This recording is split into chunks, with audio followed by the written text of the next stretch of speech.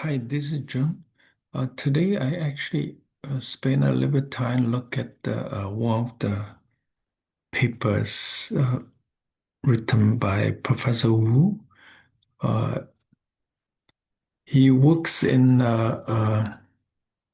lab theoretical physics in Beijing, and he also works at this institute. Actually, this one is originally from California, the physics lab. The paper is 2016, is pretty old. However, recently they did a lot of experimental at the Hefei, where we work out those quantum chips, quantum device, quantum product for pick the brainwave, magnetic brainwave. So that's how it caught my attention, and I go through it a little bit. Not a lot. The main reason is Professor Wu's derivation or the idea is kind of similar to the one my team worked on is quantum entanglement. The way we derive the entanglement speed is very similar to Professor Wu's idea. That's why I like this paper and I just kind of share with you. So the paper is very long, 53 pages. I only go through abstract and maybe one formula only. So this paper treating the gravity force on the same footing as the electrical weak, strong force.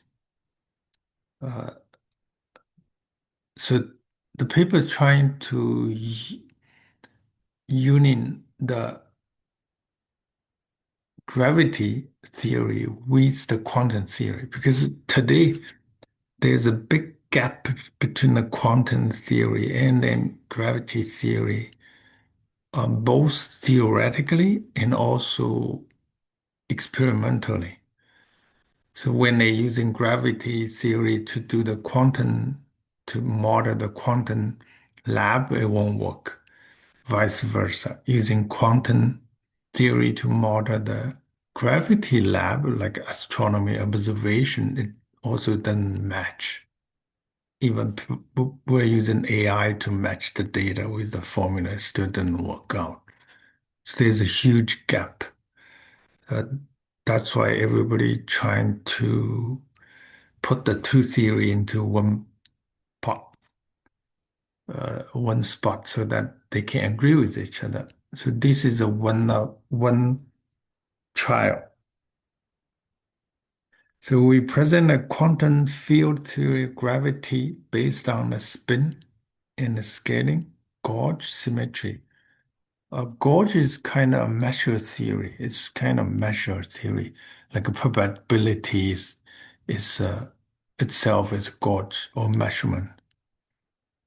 Except that this more general gauge theory goes measure more than one dimension, because probability only measures one dimension.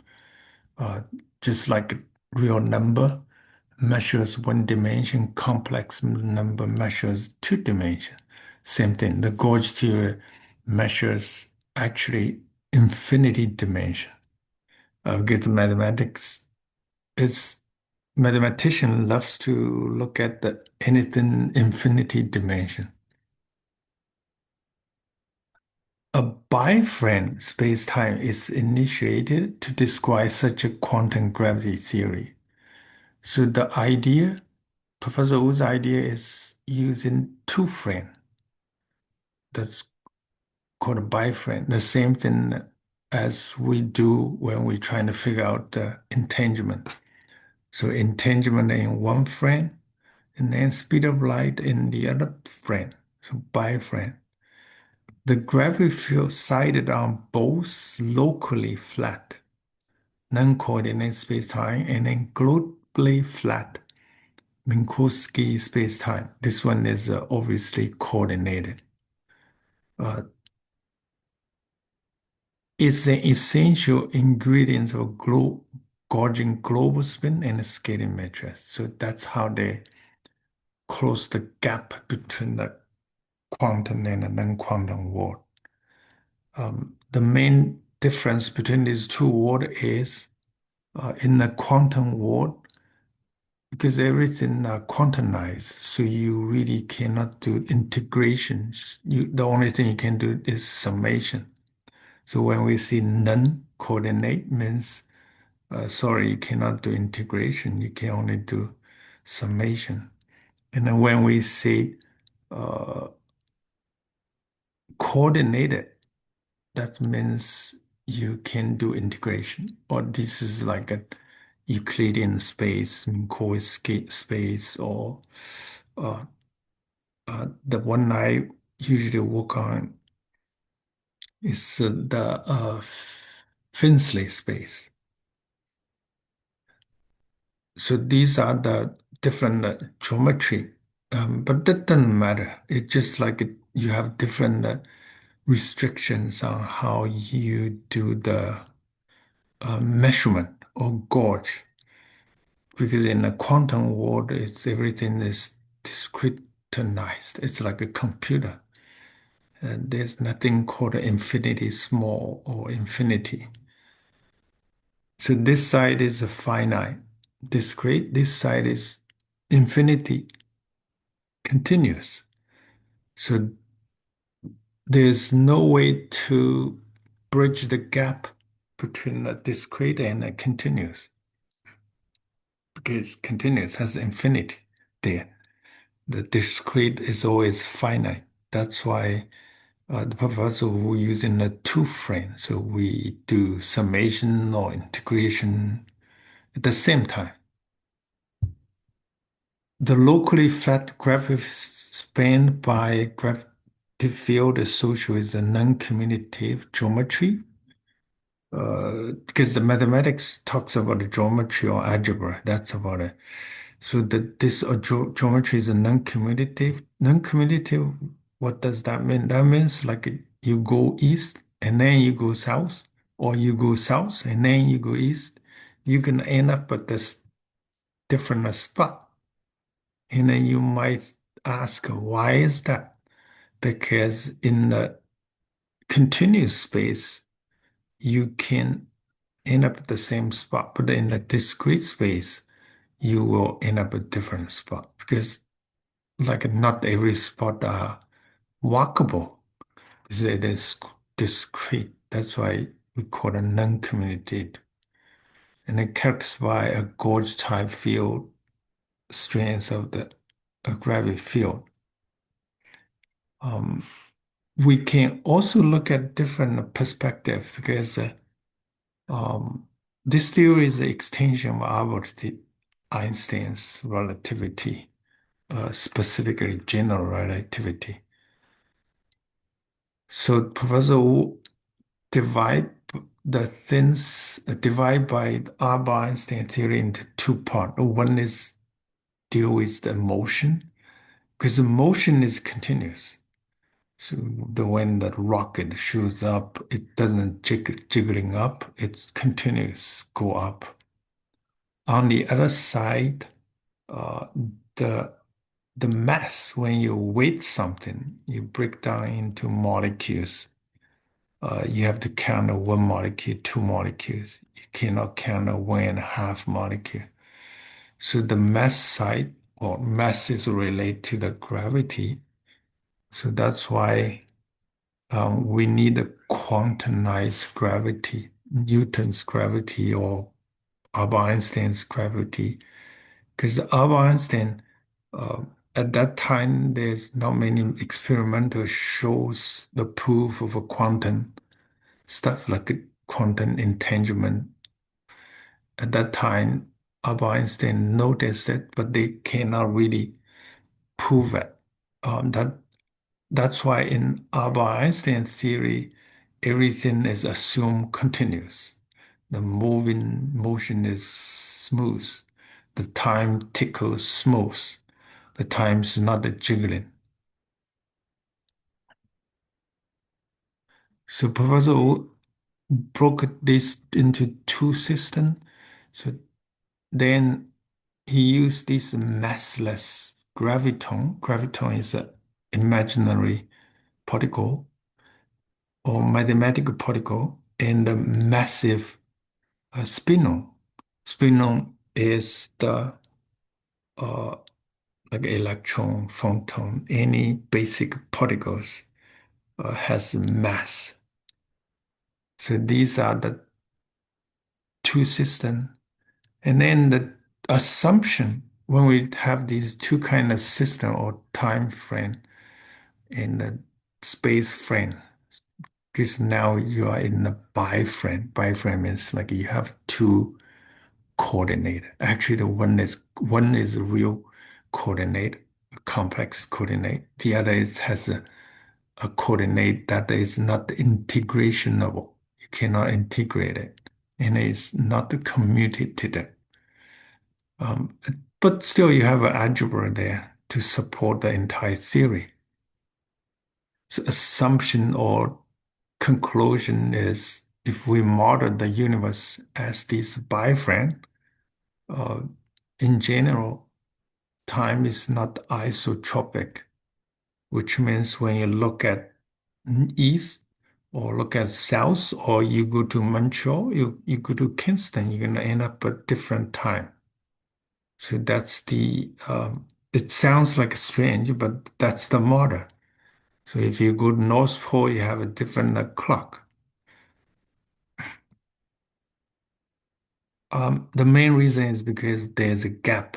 Um, but if we admit that, then we are able to match, like this year, uh, the people in Hefei, they do experimental and they are able to match the experimental data with the result very accurately, like 1 out of 1 million errors. But if you use an Albert Einstein theory, you end up with huge error. Huge error. It's like basically you say, crap, we can't do anything with the model. But this one is able to.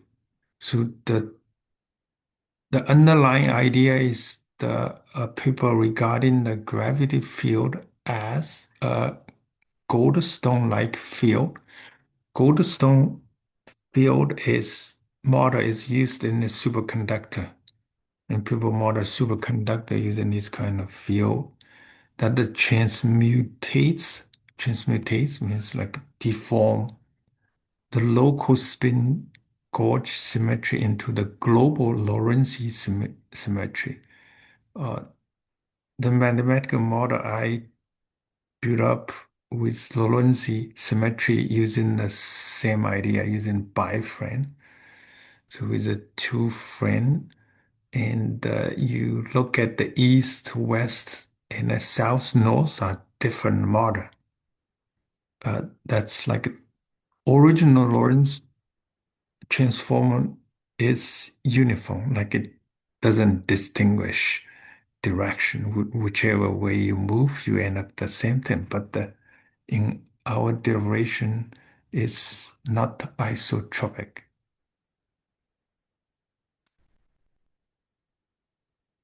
And the final conclusion is um, the Einstein theory of general relativity is considered to be an effective low energy theory.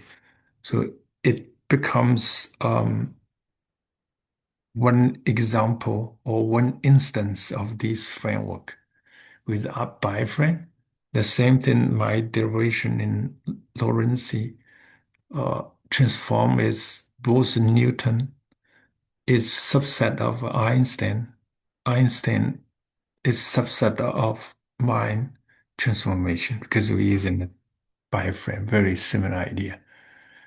And this is the table contents. And that's the first equation. So the first equation, it defines operators called a chronic symbol. It's a cross product. This is cross product. However, the normal cross product is for the um, single frame model. This one is like a bi-frame. So first of all, you have to define the operator. The same thing for my Lorentz transform. We define the operator. Hopefully, it actually works in the MATLAB. It works in the MATLAB. So that's the operator with this operator. And then you are able to mix the gravity with the force with the other three force. The other three force, they are electromagnetic. Basically, it's gravity. It's different from electromagnetic. Whether it's a weak force, strong force, like electromagnetic force, they're the same. They're the same family. Only this gravity is alien. That's why we need to use in two. The same thing, the entanglement is in the alien space. That I still believe gravity runs at the entanglement speed. It's even though Albert Einstein thinks gravity runs at the speed of light. And the gamma, this is a matrix. So this is a mapping, basically mapping from one coordinate to another coordinate, mapping from one system to another system, one mapping from one observer to another observer. So these are the observer. And once he defined the operator, how to do a calculation, he went on. Um, if you want to understand this paper, you have to read all the way to this formula, 22. It has 200 more formulas, but by the time you hit here, you don't need to read the rest. The rest, because the main idea is already told here, up to 10 pages. So this formula basically, it's like this is a vector represent the quantum field, gravity quantum field. So when you do transformation from one system to another system, you need a matrix. This is a matrix because we have two frames, so you have to divide by two. The Albert Einstein is one frame, so you don't need to divide by two. You just make a matrix trans times vector equals vector. And this A means discrete word. This mu means continuous word. So that's about it. So the vector has a description in both words. And it is called a biocovariant covariant vector. It has a dual vector, normalized, and the major difference is in the Albert Einstein theory, there's a single frame, so the it's called a tetrarete denote, which means four dimension, all the four dimension together. But in this theory, it was cut into half. You have two frames or for two times and two space. Everything cut into two. And then you keep on going. That 22 is the spot where the theory departure from each other. For special relativity, that's okay because there's nothing called a gravity. But for general, one that has gravity kicks in because it is alien. So there's 220 that much. And is a conclusion, as pretty much the abstract already explained. And then he acknowledged Professor Tse. Professor Tse is the president of Ningbo University. the with that's the university who built the first brainwave picker using the same chip we're using right now, Professor Che. Okay, I'll stop here. Thank you.